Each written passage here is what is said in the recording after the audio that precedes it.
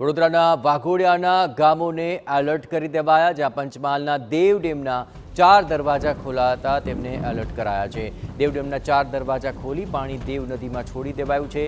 5403 cusec પાણી દેવ નદીમાં છોડવામાં આવ્યું। અહીંના વાઘોડિયા તાલુકાના દેવ નદી કિનારાના ગામોને સતર્ક રહેવા માટે સૂચના આપવામાં આવી છે। ગોરજ, મુવાડા, આ ઉપરાંત ગોડાદરા અને દંખેડાને સતર્ક કરવામાં આવ્યા। અહીંના પાટિયાપુરા, વેજલપુર સહિત કિનારાના ગામોમાં એલર્ટ જાહેર કરાયું છે।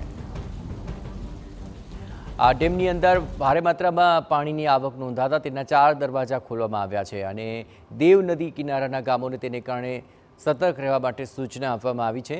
વાઘોડિયાના ગામોને પણ એલર્ટ કરી દેવામાં આવ્યા છે। છેલ્લા થોડા સમયથી અહીં ભારે વરસાદ વરસ્યો, ઉપરવાસમાંથી પણ સતત પાણીનો આવરો થતાં દેવ ડેમના 4 દરવાજા ખોલાઈને પાણી છોડવામાં આવી રહ્યું છે અને તેને જ કારણે દેવ નદી કિનારાના ગામોને સતર્ક રહેવા માટે સૂચના આપવામાં આવી છે। આ ઉપરાંત નદીપટના વિસ્તારોમાં અવરજવર ન કરવા માટે પણ તાકીદ કરવામાં આવી છે।